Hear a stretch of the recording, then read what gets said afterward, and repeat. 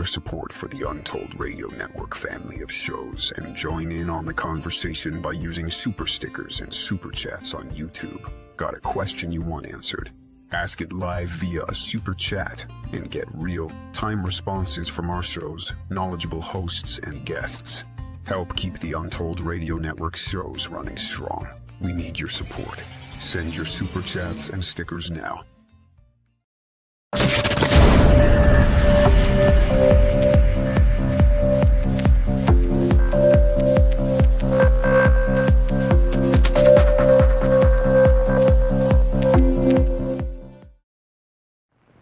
Space is open to us now, and our eagerness to share its meaning is not governed by the efforts of others. We go into space because whatever mankind must undertake, free men must fully share.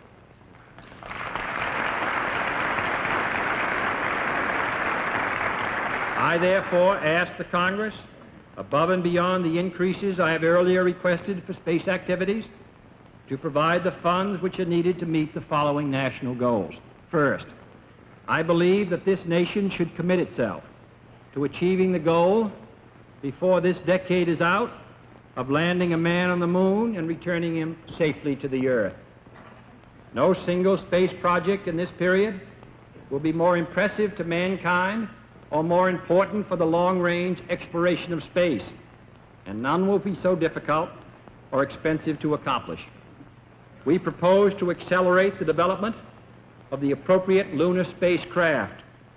We propose to develop alternate liquid and solid fuel boosters, much larger than any now being developed, until certain which is superior.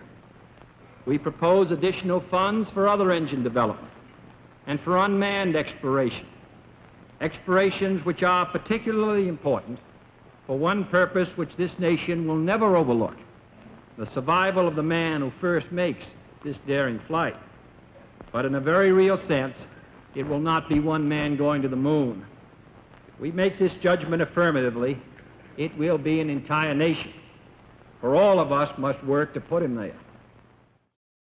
61 years ago today in the US, Aspasia. Yes, Jay. The assassination of John Fitzgerald Kennedy in Dealey Plaza. And for many years, as part of our archive, part of our Untold Radio, we've always looked back on this anniversary. We have. And it is an important occasion. It's a seminal day. I think it was the sine qua non of what you call parapolitical research. Dare we use that other term? And I think it set the world on the course where we're at today. It certainly did. And it led not shortly after to the death of the alleged assassin, which was the first televised shooting. On television? In the Western world. Yeah, thank you for that. That's on television. Right. Now, we're broadcasting from traditional tribal land, and we want to acknowledge elders past, present, and emerging. We are now part of the community they call Jordan Springs in the west of Sydney, just outside of Penrith, with kangaroos, emus, and wallabies rocking the streets. It's quite an extraordinary difference for us. My name's Jay Katz.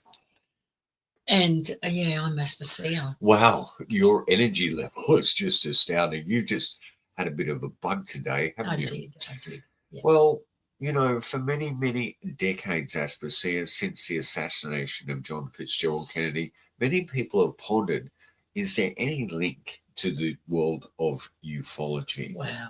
And there are many links, and many more links at this stage are pouring out. That's right. I mean, after Congress, it's looking like ufology is becoming part of the Me Too movement. It is. They're having their own freak off parties. Yeah. And those parties are whistleblowers coming forward en masse to spill the beans. They are. When you think about Kennedy and his relationship with people like Werner von Braun or Werner von Braun, whatever you want to call him, he was part of Project Paperclip. He had been a member of Hitler's elite SS.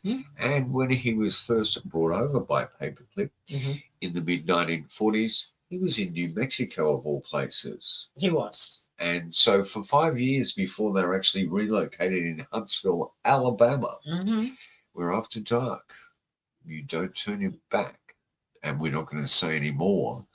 But, you know, Huntsville was a pretty sharpened, edged town. It was. They're in New Mexico. So if Roswell was a reality, maybe Werner. Yeah. And actually discussed that with Kennedy.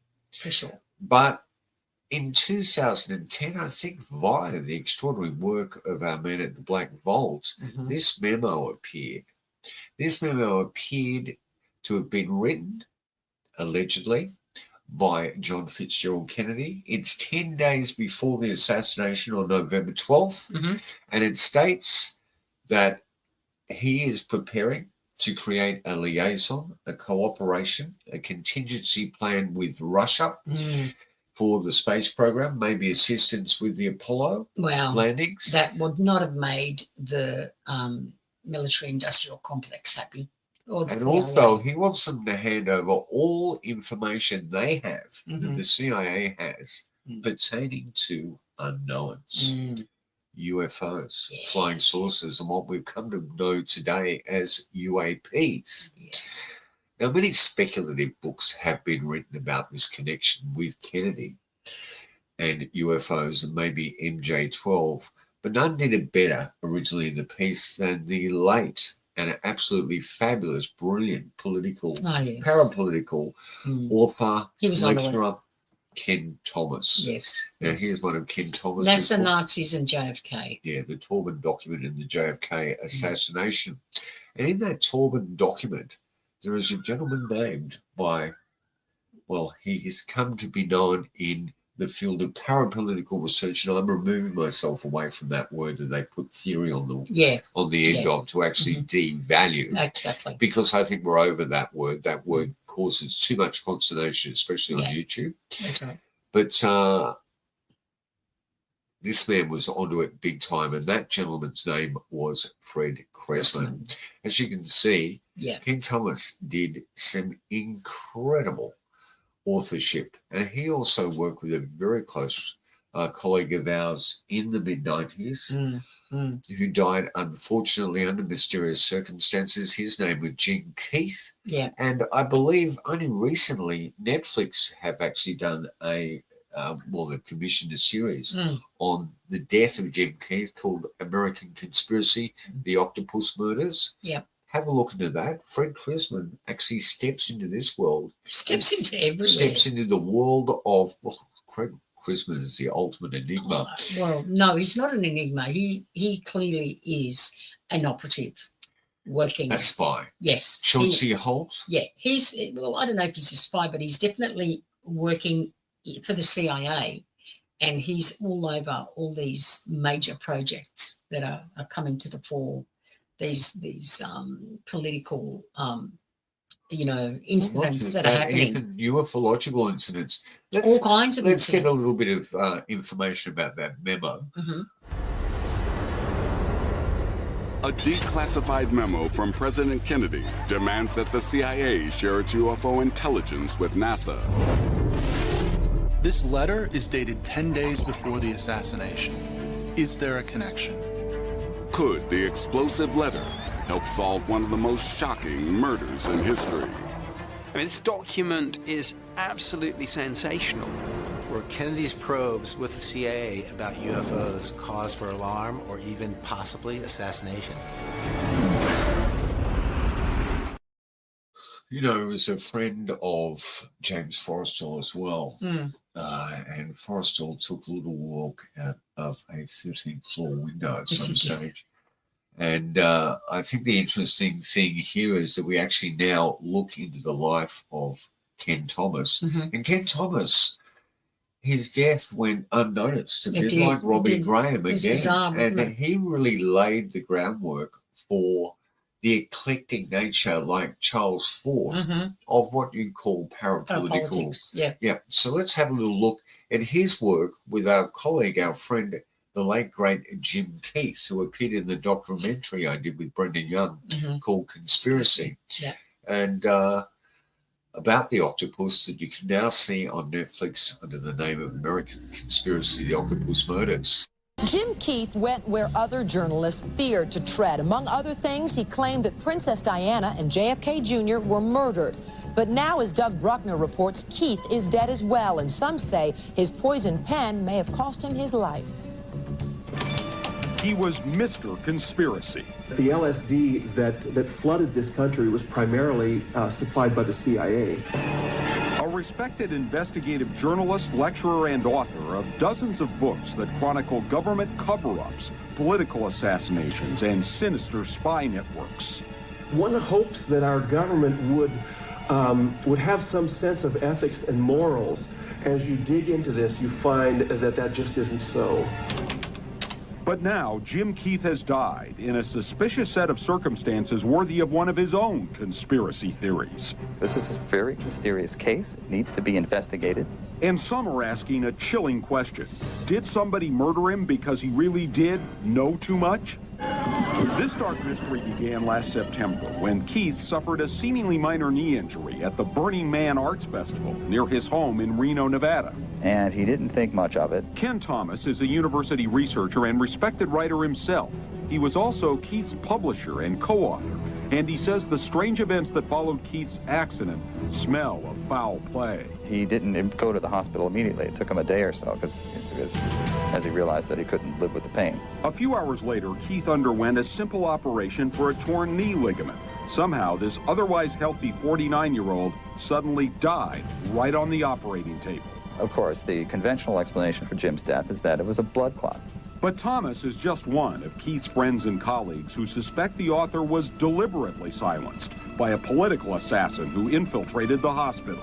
It's certainly possible that they created a blood clot or that they killed him in some other means. We spoke with Keith's associates who also believe he was murdered, but they were too afraid for their own lives to go on camera. Keith reportedly told one of them just before he died he feared he was a marked man. Meanwhile, Thomas admits he doesn't know who killed Keith or how, but he thinks he knows why. At the time of his death, Keith had just published some highly volatile conspiracy theories. That Timothy McVeigh was a CIA mind control subject programmed by secret agents to blow up the Oklahoma City Federal Building. That JFK Jr.'s tragic plane crash was no accident. It was a political assassination.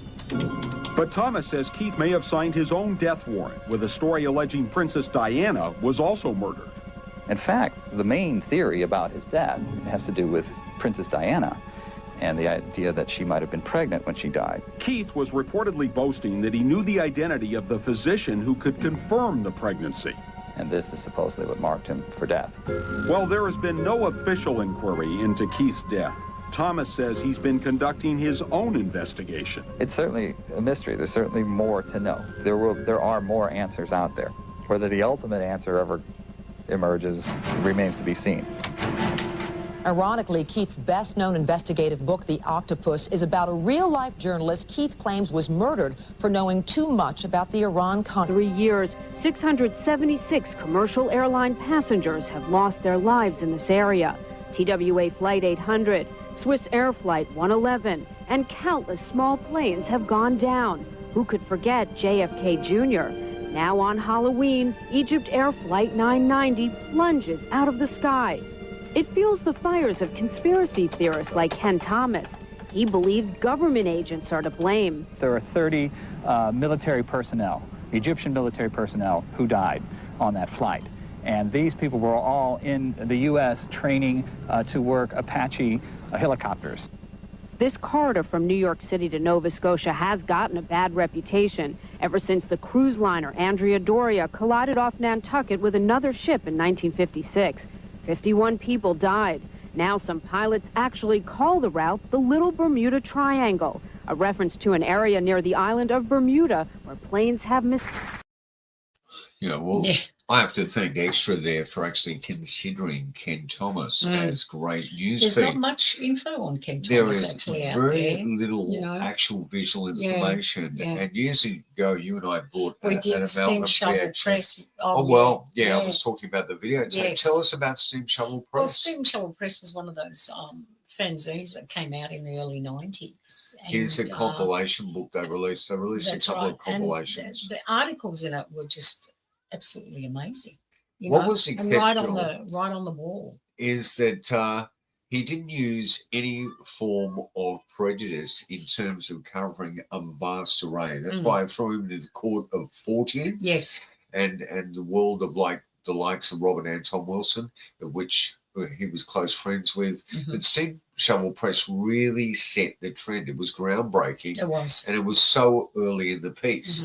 And as you can see there, he's simply an investigative journalist and takes an alternate take on a history, extremely broad-minded and no tinfoil hat wearing. No, definitely not. So he was an issue. You and I actually, we had a store there in the 90s where we actually brought in fanzines. So if you're unaware of Steam Shovel Press, a lot of people would be well aware of it because it is so important. It was a groundbreaking, I would go and look for issues of it out there on the net. Yeah. You know, one of his close colleagues was the late Adam Parford. It's amazing how we're losing all these people in their 60s. And their what early is 60s. going on? He was one of the books that really excited us. Was the Secrets and Suppressed. Yeah, the very first edition was quite astounding.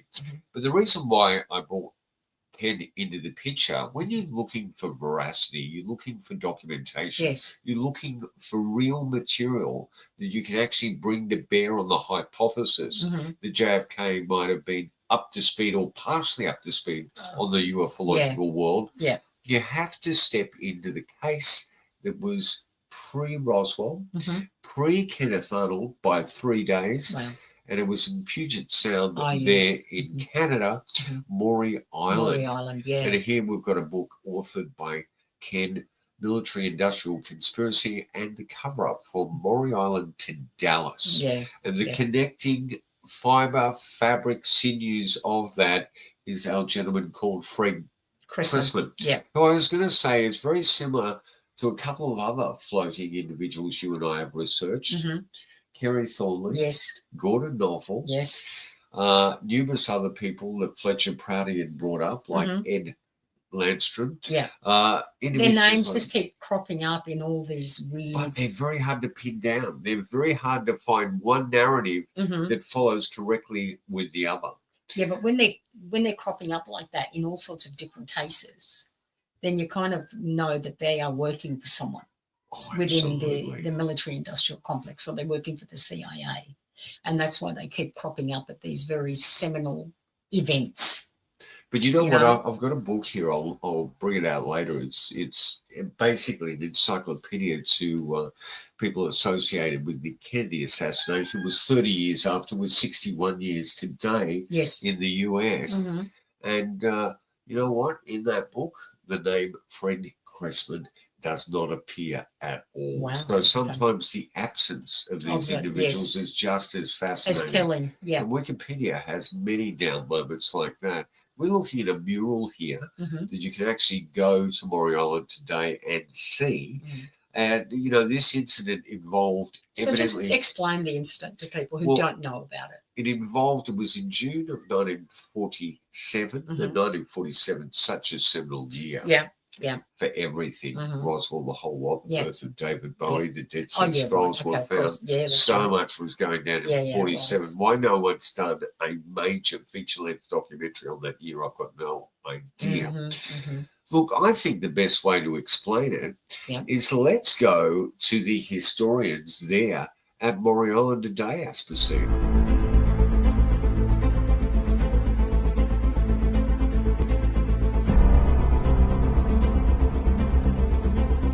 Do you like unsolved mysteries? Maybe a government cover-up with an FBI agent relentlessly seeking the truth.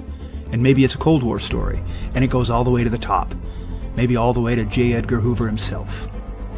And what if all of that not only actually happened, but happened in connection with an infamous UFO sighting over Puget Sound? This is Des Moines, Washington, in Seattle's South Side, a small town with some very big stories. When I heard this story, I just had to know more. And I think you'll feel the same way. Come on. The Maury Island Incident Mural isn't just a most excellent spot for a selfie. It's a Des Moines launchpad for the true story that envelops what some say is the most incredible UFO tale in history. It's June 21, 1947. when Tacoma resident Harold Dahl and his son Charles and the family dog Sparky picked up 2 crewmen on the docks in Tacoma, and they headed out towards Maury Island on Harold's boat, the North Queen. Harold sees 6 huge flying discs in the sky, 100 feet across, hollow, shaped like donuts. One of them seems to be failing. It's lower than the others. There's an explosion and all kinds of debris. It's molten like lava. It's referred to by some as slag. The dog Sparky is hit and killed. The North Queen is damaged. Some slag burns Charles on his arm. They're so frightened that they run the boat aground on the nearest land, the beach on Maury Island, and they hide from the raining fire beneath some cliffs until the saucers go away. But none of that is the weird part, because on the very next day, a man in black confronts Harold. The man in black told Harold that he knew what Harold had seen the day before in the water, and the man in black warned Harold not to tell anyone, or bad things might happen. Harold's account is our first modern reference to the men in black. Think about that. The X-Files, Will Smith and Tommy Lee Jones. Yep, the Maury Island incident is where that all started, right here. But none of that is the weird part. J. Edgar Hoover is competing with the Army over jurisdiction to investigate the saucer sightings. They wanted to know what people were seeing because they wanted to know if maybe the Soviets were overflying our country. The Army assigns 2 intelligence officers, former World War II pilots, to investigate Maury Island, Captain William Davidson and Lieutenant Frank Brown. On July 31st, 1947, the 2 intelligence officers actually fly to McCord Field in Tacoma in an Army surplus B-25 bomber that they pilot. But by this time, over a month later, just like the man in black had warned, bad things had happened to Harold.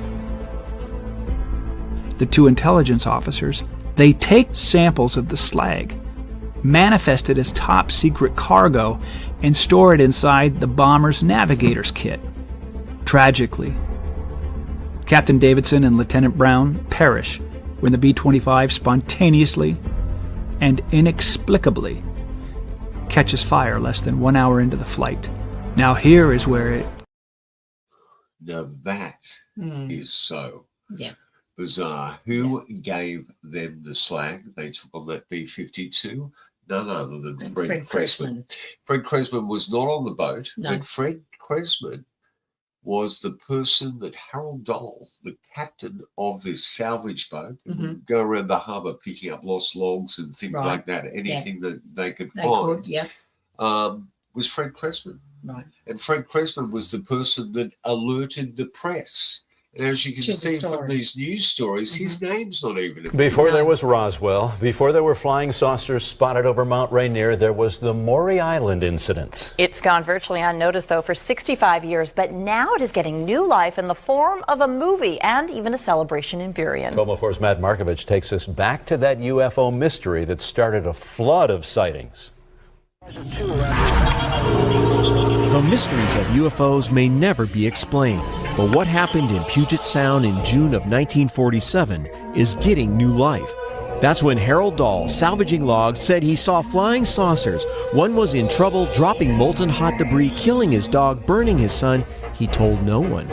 He was then visited by a man in black, followed by a mysterious plane crash, killing the 2 pilots, allegedly transporting debris dropped from the troubled UFO. It's all... As you can see, this story is quite sensational, but right at the end of it, Harold had been the victim of so much ridicule, so many assaults, that he basically said it was all a hoax. Yeah, right. He was told he was the first person to actually have that classic men in black. And there's no way that gentleman, whoever he was at the end of the day, could have known what he knew unless he was inside the situation itself. Yes. Now, Crisman has been linked to so many people. He's the ultimate Renaissance man. When we looked at Chauncey Holt, and people believe that Chauncey Holt was one of the 3 tramps. Chauncey has actually gone on the record before he died to say he was one of the 3 tramps. He was a driver for the mob chief Peter Nicovoli, he was brilliant. Nicoletti, wasn't it? Nicoletti. Nicoletti. Yes, thank you very much. Sorry. Yeah. I'm getting so confused. Yeah. No, there's so many names, I know. And he was brilliant at mathematics. Was it Chuck Nicoletti? Chuck Nicoletti? I think it was. Yeah. Chuck Nicoletti. Anyway, that's an aside. Yeah.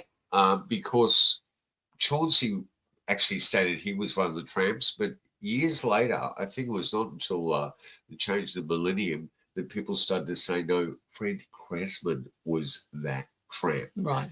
He reckons that he was at school taking a class that time in Tacoma and Washington. But who knows? He was an educator, an author, an administrator, an orator. This guy did everything. He was a radio host. He had a name, John Gold. That was his radio name. Okay. And if you thought that the, right-wing pundits we've got in this country on the radio were extreme, this guy was beyond control. His name actually came up in documents pertaining to the Kennedy trial that Jim Garrison was doing in New Orleans. Right. He seemed to be close to a couple of big names, Clay Shaw and Bertram.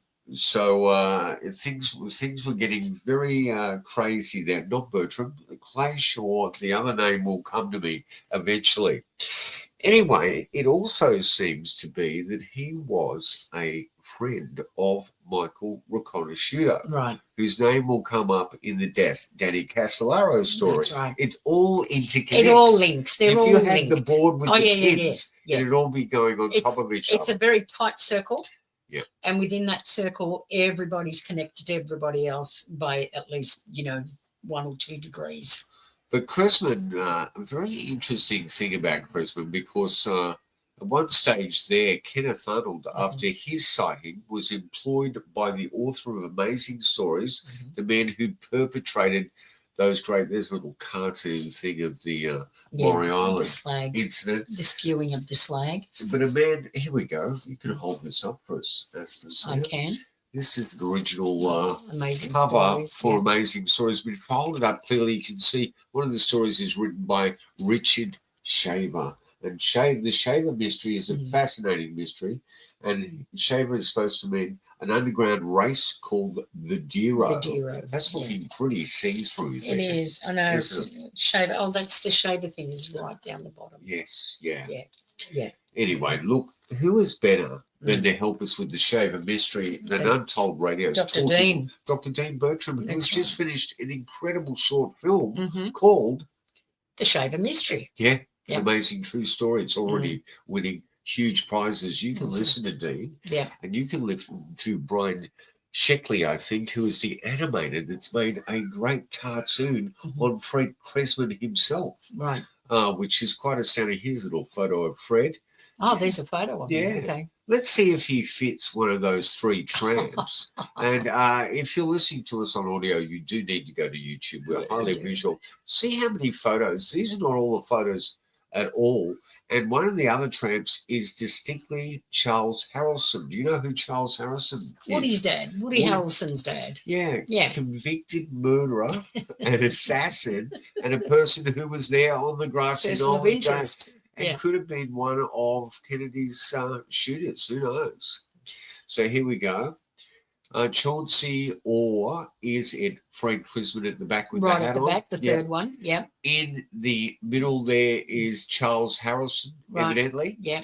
Here's an interesting shot. That man passing by the first tramp there. A lot of people, Fletcher Pratty said that looks like Ed Landstrom, who was part of the special He was just milling around, wasn't he? Covert operation. This is on the day of JFK's assassination. Yeah, of course it is. They're being taken to the police station for questioning, which I think their questioning fell through. And they were let go. Yeah, they were let go. Yeah. Look at all these photographs. Yeah. Unbelievable. Amazing. Yeah. So the guy in the hat there does look like. So is it Fred? Well, do you think it looks could a be bit Fred? like him? Yeah. And Who then years knows? later, Who knows? he is subpoenaed. But what was his relationship What was his to relationship? Ray Palmer, apart from Guy Bannister and Clay Shaw. That's Guy Bannister. Guy Bannister and Clay Shaw. Yeah. Yeah. He had written two amazing stories prior to the Maury Island incident, Right. and said that when he was in Burma during the Second World War, that he actually went underground into a cave system and fought against what looked like alien beings, The Dero? or maybe the Dero, Okay. a Lemurian cave system where they were shooting ray guns at them. Wow. That was put up by Ray Palmer, can you believe it? Yeah. As like a nutty letter. Right. There was a second letter years later, Right. in which he said he had another experience in Alaska, I believe. Good God. So here's Crisman decrying his innocence. So that incredible link from Amazing Stories, the Richard Schaefer mystery, Yes. into, the Maury Island incident. Yeah. And he was the one behind the scenes feeding all the stories to the press. Harold Dole certainly didn't want anyone else to know about it. Yeah. He'd had enough trouble already. He was the one giving the slag that did look like the original slag that had gone down on the ship. It was 6 donut-shaped UFOs, one of them in trouble. They're about 1,000 foot in height, and one came down to about 500 feet. Who knows? It's a very interesting case. And, thinking about Ken Thomas, he was the first person to sort of, in many ways, solidifying it by putting it in print. But, of course, another colleague of his, a very close friend, Jim Mars, who wrote the skeleton basically for Oliver Stone's JFK.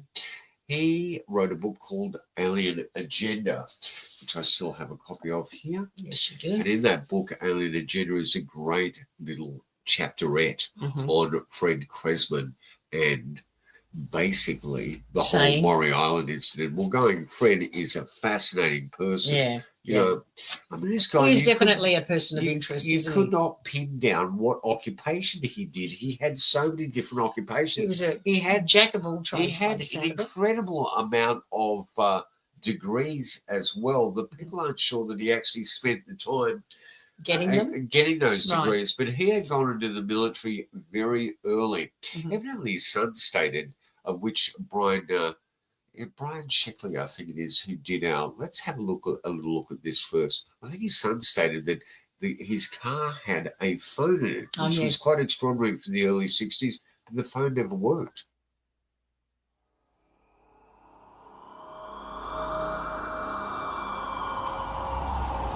I'm meeting with a man who is by no stretch of the imagination shy about his claims. My name is Fred Crisman. I'm a real person. Daros must reign supreme. I'm in the business of collecting and archiving amazing stories. I think he's dead. Oh my God! Do you know what minerals the cave was composed of?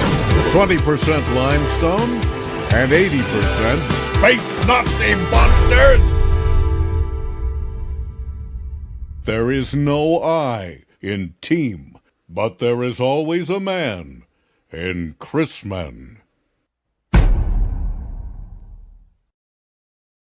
I think Brian has done a remarkable job there. So we should put a link to his actual YouTube site where you can watch the entire cartoon. It is sensational. And in many ways, he's poured light onto one of the most mysterious, enigmatic creatures of 20th century American history.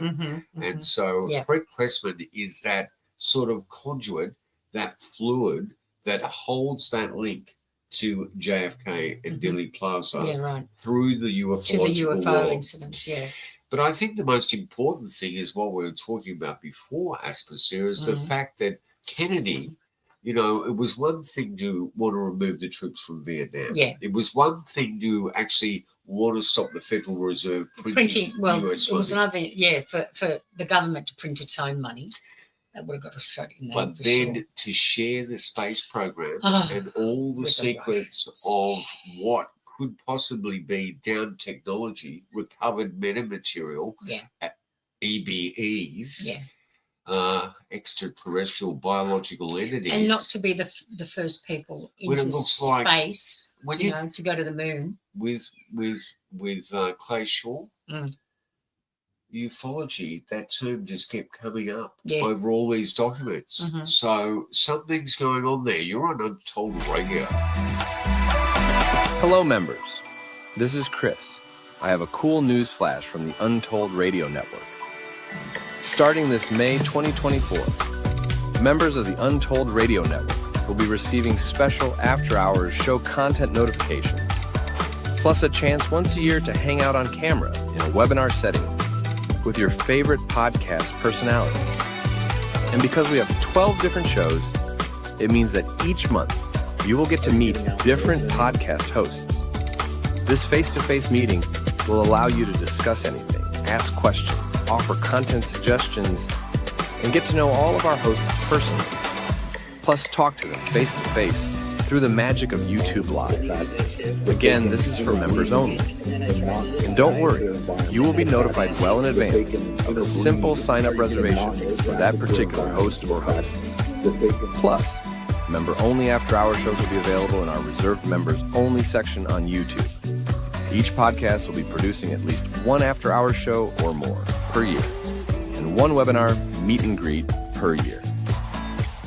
We sincerely thank you for being a loyal listener of your favorite Untold Radio Network shows and becoming a loyal member. Other perks include you getting top priority in chat, guest interactions, plus getting the answers to your great questions from our hosts and guests. There is even more perks. To members, exclusive wallpapers, special discounts on books, merch, and more. So stay tuned for new announcements. This is Chris, signing off from the Untold Radio Network. We will be talking soon.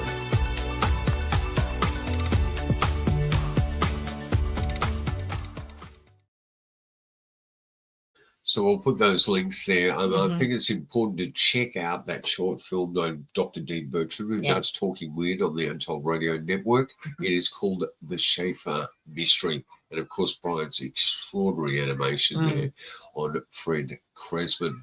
And as you well know, I mean, it's quite astounding we've reached this point in time, with the US Congress having its second open public hearing on ufology. Did you realize we're actually at a moment in time where more sightings are being reported, genuine sightings, which they're trying to downplay the percentage of sightings that have occurred, but there is so many occurring that they can't really downplay it. Look at this paradoxical news. Turning to the new report now from the Pentagon about unidentified flying objects. There were hundreds of new reported sightings over the last year, and some the government still can't explain. Chief Global Affairs Correspondent Martha Raddatz joins us with the details. It's quite the talker. Martha, good morning. Good morning, Whit. It does. It all sounds straight out of a science fiction movie, but these unidentified airborne objects are taken very seriously by the Pentagon and the intelligence community. And this morning, their new report revealing that these sightings are on the rise. Navy pilots have seen them. My gosh. They're all going against the wind. The wind's 120 knots from the west. More than 1,600 unidentified flying objects have been reviewed by the government's Anomaly Resolution Office, or ARROW, over the years. 98% of them eventually found to be debris, drones, or even large birds. But new numbers this morning, from May of 2023 to June of 2024, show 757 new sightings, with 21 of them that cannot be explained. And all. I'll tell you what, you only need one. That's not to be exactly explained. what I was You going don't to say. need. It's just, you know, when I smirk when I listen to this stuff, I'm not smirking that, you know, at the reports and stuff. I'm smirking at the reporting of it, and I've been listening to these reports now for over 30 years, and really taking notice of them since, you know, we got together and started really looking into this stuff. And nothing's changed in the rhetoric. You know, it's like another case, you know, this was seen by this credible witness. They couldn't explain, you know, they had so many cases, 98% were, you know, explained away, but, you know, this many couldn't be explained. You only need one case. And I'm sure there's been more than one case of something out there that hasn't been, haven't been able to explain away. That's gone faster than anything that humanity has. Do you know what I mean? To go that fast. And so when something like that happens, so you go, okay, so what can it be? What can it be? If we don't have a machine or some sort of a craft that can go faster than that, and this is just blitzing it, right? What else can it be? Exactly. So to keep hearing the same thing over and over again, I'm just starting to get really sort of like, okay, all right. So what do you want us to do? No, Why why don't we just disinformation into the water? Yeah. That it's just fractured the notion of what reality really is. Well, the thing is, we are seeing so much profound evidence at the moment, but none of us are taking it the way we should be. Well, you can't really, because they're playing these double-sided messages all the time. Do you know what I mean? The way they're reporting it, and then in the end, the people. See, the thing is the people that are interested in it will take note, and they're already there, right? Absolutely. But the people that don't know, that haven't looked into it, haven't done the research, haven't really delved into the subject to see that there is something going on. Exactly what it is, I don't know, right? But it's something anomalous, right? They're just going to say, oh, yeah, it's this, these people just see weird things. And, it's, that case that I saw when that woman took the iPhone footage of a UFO in, I can't even remember where it was, in sort of near Liverpool a few years ago, right? Yeah. And he was the thing for me. This actually, in a nutshell, pretty much summed it up. They said to her, she said, I took these photos of this thing, in succession. There was about 5 or 6 photos, and it showed clearly something anomalous there, right? That wasn't a conventional craft. It wasn't a bird. It wasn't a drone. It wasn't, a giant insect or whatever, blah, blah, blah. Right. And then they said to her, had you been drinking or were you on drugs? Right? So immediately this person's seen something. So they're either on drugs or drunk, right? Can't be what they've seen. And she said, and she was really quick and very succinct. Yeah, Chipping Norton, that's where it was. And she said, even if I was, she said, my iPhone was not. Right? So that's paradoxical, but ridiculous. But you can see the mentality of this reporter who's interviewing this person. She's showing them these photos that she's taking, and immediately it's like you're either drunk or you're on drugs. Do you know what I mean? Well, she's like, well, if I was, my iPhone was not. Do you know what I mean? And that's what we have to deal with, this incredulity of people that are reporting this stuff, because to them it's their job to report these stories, and depending on what side of the fence they're on, they're either going to make stupid remarks about it, you know what I mean, or play some stupid music at the end, the X-Files music and stuff like that, which is a very condescending thing that they've been doing for years and years and years. But I'm just like so over it now. I don't want to see or hear any more reports, or just come out and say there's something weird going on and we're going to look into it. Done. And then get on to looking into it. They give us the films and give us the footage. But they've got the films. They've got they're not going to give us any of that stuff. I know that. Look, here's an interesting point about Clay Shaw. When he was first arrested by Jim Garrison in the trial of JFK down in New Orleans, who do you think his first phone call was to? I don't know. Who? Give me a name. Fred Crisman. Oh, there you go. Lee Harvey Oswald. Who do you think his first phone call to? Who? Fred Crisman. Fred Crisman. Evidently. Okay. It's because Fred Crisman was what, the slag guy? Fred Crisman was running everything. Fred Crisman was... Obviously, he was their handlers. He was employed at one stage of Lockheed Martin. Yeah, right. He was employed by the troublesome Boeing. Yeah, right. He was also as I said, this author and administrator, had degrees in political science, history, education, and psychology. Yeah. And he was a bishop of the traveling bishop, was he? Church. Was he a traveling bishop? Maybe. Of course he was. So I reckon, my you know, God. just like Gordon Novell, who is just enigmatic as well, Kerry Thornley, who was the head of Garrison Security and looked like he was actually purging and leaking all the material. He was the man behind Prince of Discordia. Yes, he was. He was running it off of a Xerox machine down to New Orleans in the district attorney's office. Exactly. But it is so murky that the same characters and players keep appearing. Yeah, but then you know it's not murky. It's not murky. It's like it's a small group of people. It's a small world after all. I thought you were going to start singing that. No, then. it's a very small group of people, and they're working for the, some sort of national security, consortium, and they are controlling all. Then they're the people that everyone goes to when some incident happens that they have to put a lid on it. Obviously, right? Crisman was the handler of many people. Yes, he was. He was. They'll probably short-staffed. Yeah, and I really do think you need to go back to Brian Shickley's animation there. It is so astounding. It's someone who's shed light into a very dark corner. Mm-hmm. One of those corners that's been thrown a lot of shade on is Lou Alexandro. So let's actually go back and pay attention to this extraordinary statement from him in this Congress. Mr. Burleson, I'll recognize you for 5 minutes of questions, please. Thank you, Madam Chair. Mr. Elizondo, does any branch of the United States government or defense contractors possess technology?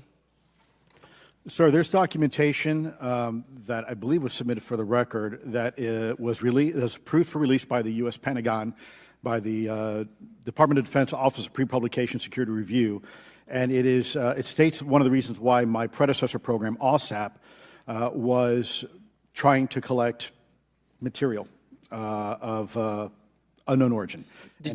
Was it successfully collected? It was not. What happened is that there was an aerospace contract company that requested to divest itself of the material that was collected in the 1950s. Unfortunately, that didn't actually occur. So let's dive into that. That's the Bigelow Airspace, correct? So yes, sir. There was a journalist, Christopher Sharp, who said that there was a transfer between Lockheed Martin, Bigelow Airspace, and the CIA allegedly blocked this. Can you describe that? What I can say is that it was blocked. Why it was blocked, I can only surmise. I was part of some conversations later on with some of those contract personnel where they had told all of us that is accurate. What we required was a memo from the Secretary of the Air Force in order to make that complete, and that never occurred. And so when Secretary Mattis became Secretary of Defense, I decided it would be appropriate for me to try to receive a memo from him as SecDef, as Secretary of Defense, if we could not get a memo from the Secretary of the Air Force to transfer that material. So if that material exists today, who's in possession?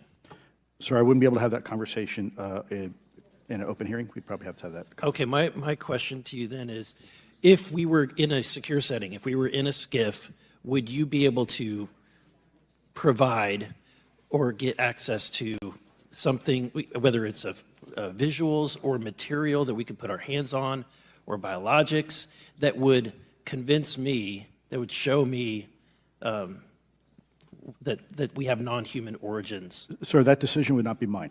That would be to the gatekeepers still in the U.S. government. And who would so if you were in our shoes, where would you go from here? How would you get that information? A lot of times we just don't know who to ask because we don't know where to go next. So if you were in our shoes, where would you go?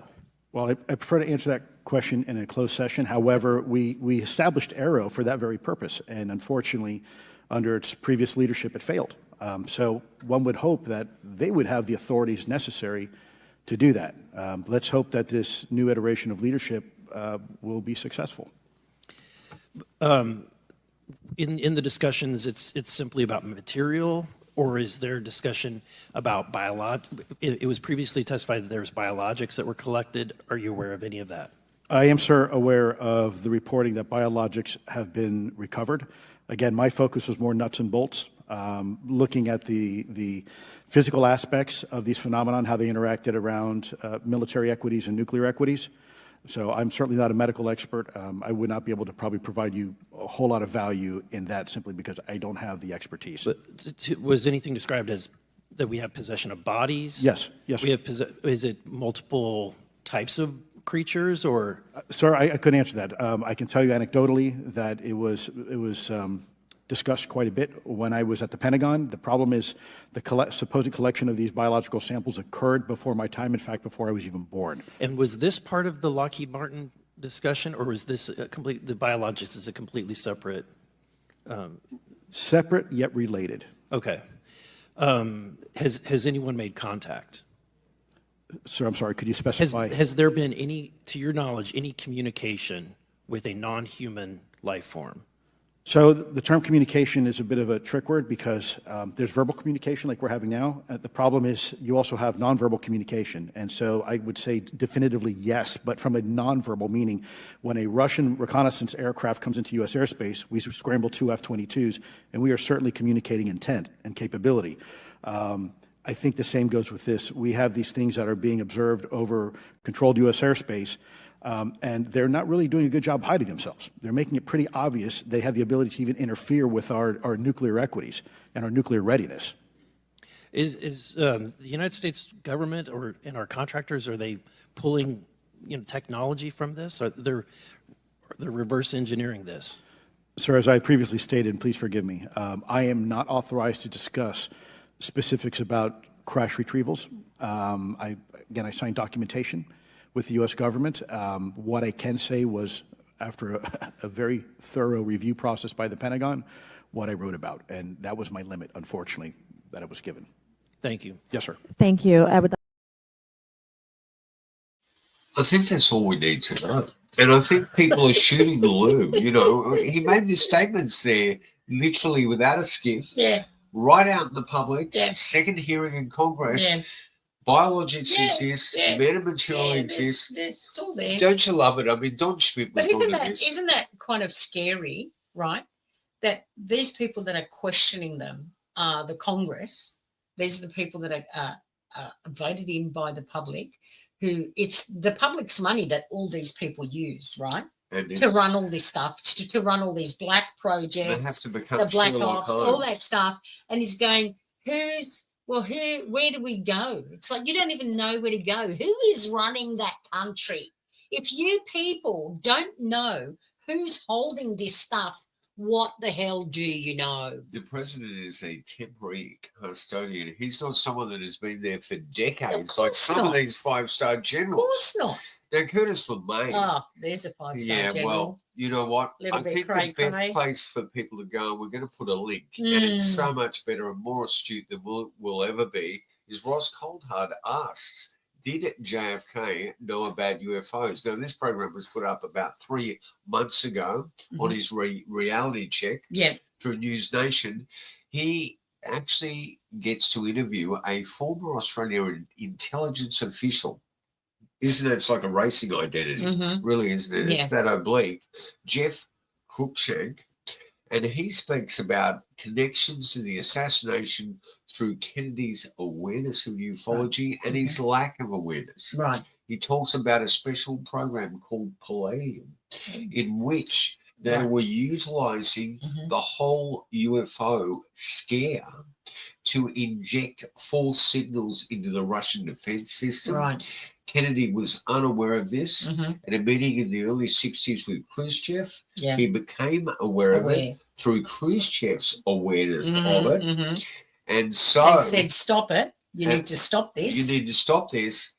This was never stopped, even when Kennedy said it needed to be stopped, and evidently led to the escalation, which became known to all of us in the mid-60s as the Cuban Missile Crisis. Yeah. So isn't that fascinating? Yeah. So if you want to, this guy, Jeffrey Cruikshank, is the most methodical, incredible document researcher. Right. Now, the Woods family actually kicked up an MJ-12 burned memo, which actually went a lot further than that memo we saw that was written 10 days before. So is it looking like the MJ12? Let me just finish this thing okay. that went a lot further. Mm-hmm. He was able to find veracity for not just that burnt memo in the records, but also for something people still question to this day.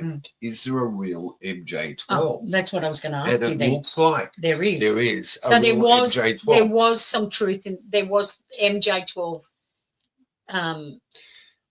documents. Those documents were real. They kept appearing. I mean, they first started off with Jamie Chandra, Jamie Chandara, you know, depending how you want to pronounce it, and the infamous William Moore. That ended up but on years that whole. later, a whole heaps of other What was it called? researchers. UFO Cover Up Live. Yes. It ended. That ended up with the Avery. Well, that was you know, that's what UFO Cover Up Live was all about, the MJ12 documents, wasn't it? In the end, that's what it was leading that's to. what it was about. So, and you know, there were moments in there where disinformation was fed down the line by people who become known names like Richard Doherty. Who spent time with Linda Moulton Howe and other researchers.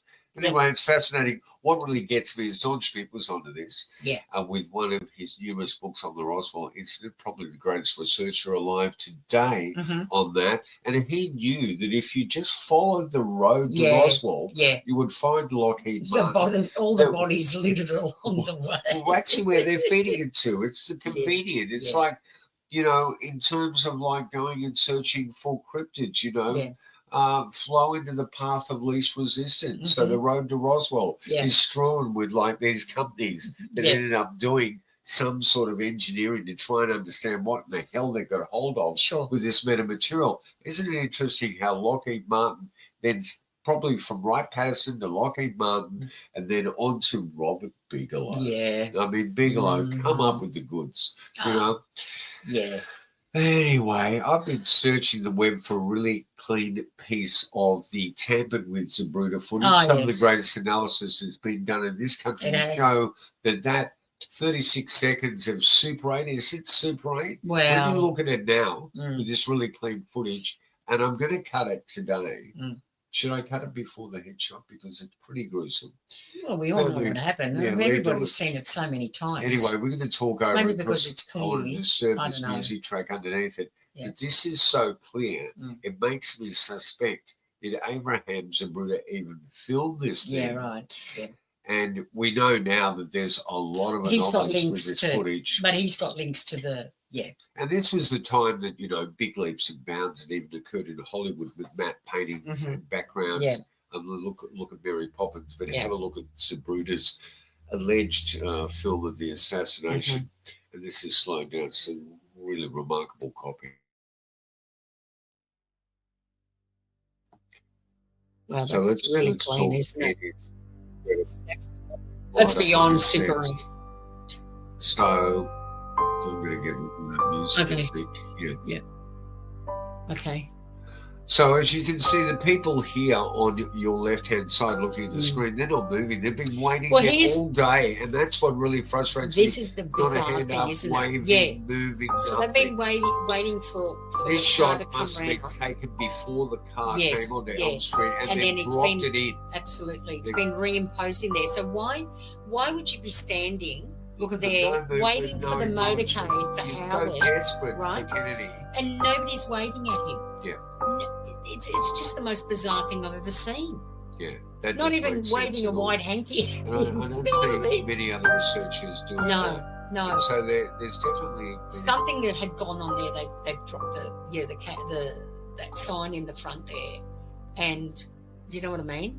So because you saw someone's hand up there waving then. This just look like, I mean, we've got tons of Super 8 film. We've got Super 8 film that dates back, the Standard 8 film that dates back to. So even these people here. It's too clear. Look at these people. I mean, they're not looking even blurred. Too. but they're not even. And why is he so clean and they so blurred? You know? So it has been dropped in. It's been tampered with heavily. I mean, it was brought by Time Life and not shown to the public until a bootleg copy appeared on the Geraldo Rivera show in 1975. So fascinating look. See, by this time, the shots have run out. People should have been dropping to the ground, and they weren't. Do you know what I mean? So you can see just from the reaction of the spectators that they're not there at that moment of what's actually happening. When the motorcade's coming by, no one's waving at him. No, I'm remembering at the moment that Frankenheimer film that JFK left the Oval Office. So it was 7 days. 7 days in May. Yes, Yeah. and I mean that talks about a coup d'état Coup d'état. that was out of control because of one 5-star general.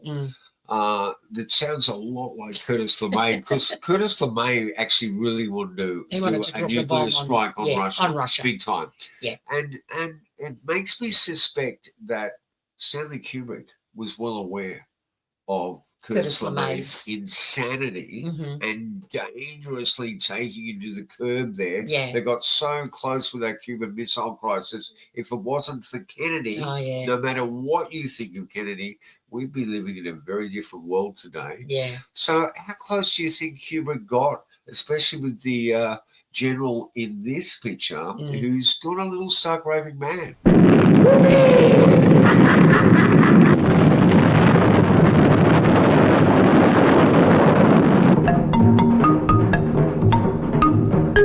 Attack! Russia.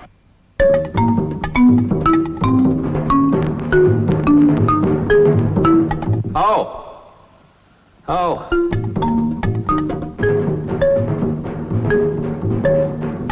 Base.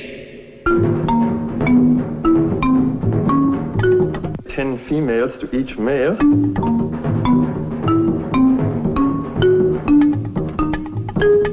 Coca-Cola machine. Fluids.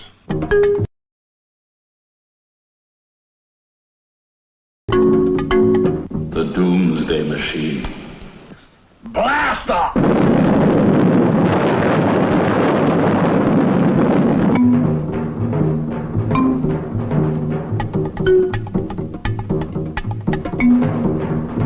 Where's my shorts? Where's the bathroom? Buck, should I get it? On the hotline. Dr. Strangelove. Or How I Learned to Stop Worrying and Love the bomb. A moving picture. I first became aware of it, Mandrake, during the physical act of love. Sterling Hayden makes a great Curtis. He really does. And that just shows you that that world of popular culture merges into reality so quickly. Where do they get their inspiration from, Aspasia, at the end of the day? Or they're predicting. So I think you've got to go to Ross Coulthart's episode, Did JFK Know About UFOs? We'll put a link in there from Reality Check. He's doing fine work. Jeff Klushek has done the most meticulous study of documents to show you that there is a true possibility to quite an amount of MJ-12 memorandums, not just the ones sent to Jamie Chandray and William Moore, that actually show that Kennedy was well aware of a certain aspect of ufology and knew that something was occurring that was deemed on the highest level of national security, which I'm sure it is today. Yeah. And yet there was nothing we could do about it. When you start actually deactivating the launch codes of ICBMs in sequence, when you can't even put those launch codes to operate into them in sequence, something is a lot more profound than what you are or ever going to be. For sure. We live on a very, very mysterious world. We do. Let me show you part of these mysteries.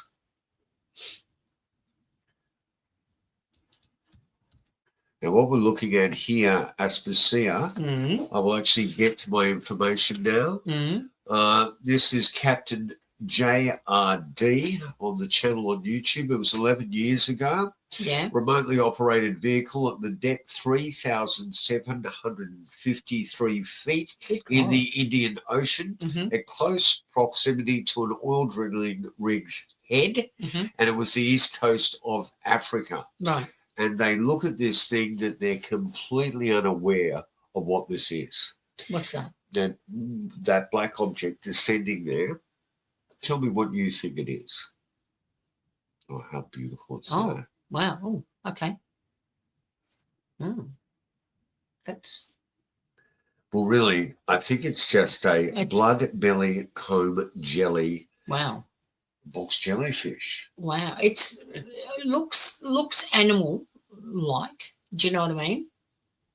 But watch now when it's drawn close to the valve of this equipment. How big is it? Look at that. They just destroyed the whole thing. Oh. And that just shows you something so profound, just destroyed by the insanity of our always wanting to take away their natural resources. Wow. And I don't know what you can take away from that poetically at the end of the show, but you know what I take away poetically from that is that we don't belong here. That we don't belong in that water. It doesn't matter where we go. We seem to ruin things. Yeah, we terraform things in the most ridiculous way, not thinking about what's already there. Yeah. What already belongs, and it's like, oh no, we want to be here, so we're just going to make this as comfortable for us as we can, and too bad for the rest. We need to thank every single person that has watched us and put up with us. 100 episodes. We finally made it. Yeah, we did. Hopefully we'll get back into this stream of interviewing people now. So it's not just us meandering, fraction memories, post-traumatic stress disorder. You know what? We've always done the JFK thing. We've got a fascination with JFK and the assassination. Well, and every year we recreated on the 50th anniversary the Carousel Club. We did. But you played Dorothy Kilgallen. I did, but every year we think, what are we going to talk? I mean, because we've been doing it for so long now. We've been doing it for 20 years. On the anniversary every year, we always put something together. Peter Lavender was the interview, right. and he spoke about a UFO. We spoke about a UFO over the Dow Tech building. We did. Photographed that day. But, every year I think, I think we've pretty much exhausted it. This, we're not going to be... And every year we always come up with something new that's still coming out after all these years. It's the 61st anniversary of the assassination of JFK today, and we're still yakking about it and still finding out things about it that just doesn't seem to go away. So Dr. Dean Bertram of the Schaefer Mystery, Brian Shickley, and his incredible cartoon on Fred Crisman. And the Cave of Nazi Zombies or something. I can't remember its title there. It's quite an extraordinary title.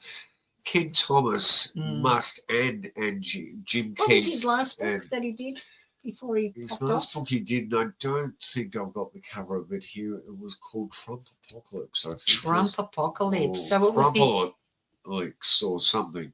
I don't know. I have not read that book. I have not read that book, but I get a feeling he predicted that politically America would be going down this road. Yeah. There we go. Good, bad, or different. That man was always ahead of the curve. Yes, he was. And we salute you, Ken Thomas. Yes. And your incredible work with Steam Shovel Press. Steam Shovel Press is a fanzine that I still go back to for reference and research. Absolutely. Even though I don't retain half of it, I still go back there. Yeah. So check it out on eBay. Check it out on the web. You'll find old copies of it. Yeah. It's an extraordinary thing. It is. It is the gold standard of parapolitical research as far as I'm concerned. Well, he coined the phrase, didn't he? Ken Thomas? Yes, parapolitical. He did. Yeah. Parapolitics. As Charles Force coined the phrase teleportation. These people always created first in our culture that have stuck. Their immortality is pronounced and will always be there. So, all right, that's enough yet. Jim Keefe, Ken Thomas, so many great people. Jim Mars. Jim Mars. Yeah, I mean, they're all going. We should do a show on the incredible work of his. What's his name? The octopus guy. Danny Castellaro. Yeah, all those guys. Alien Agenda. Amazing. Researchers. And here's an original copy of the Daily Express. That sits on our coffee table every day. So in our music room. Anyway, here's the 30th anniversary book that doesn't even who's who in the JFK assassination. Well, Fred Crisman is not in there. Wow, that's saying something, isn't it? Sometimes it is about the omission rather than the inclusion. And this is one of the most important books and one of the saddest things. We did the last interview ever with the extraordinary Robbie Graham. Silver Screen Sources. You want to know the truth about where counterculture, where popular culture merges with reality. And if you have a love for film, definitely get it. And this guy did the work. I mean, Bruce Rux, that was great. Source over Hollywood, but there was a lot of fandom in Oh, that yeah, book. absolutely. This guy is an academic and on top of the research and showed the reality of even the skullduggery that occurs when I'll you have to actually do now. greenlit to do a program on ufology. I have to do my UFOs and sitcoms. Yeah, you haven't done that. I have. I will do it now. I'll do it in the next few weeks. We were sitting here tonight and we were going to turn the camera around and show the Well, we bushland. can't It's now. completely dark. The Yeah, sun it is is. set. It is. It is. All right. Well, that's it from us. For those people in America, it is the 61st anniversary. We're already down here in Australia ahead of the curve. We're in the future. Yeah, we are. And it's a much brighter and sunny day. Thank you for being part of our 100th episode. And we'll be back next week. My name is Jay Katz. And I'm Aspasia. My beautiful wife. What am I saying? Your husband. That's what I was going to say. Good heavens. You've lost your mind. Okay, we'll see you next week. Bye.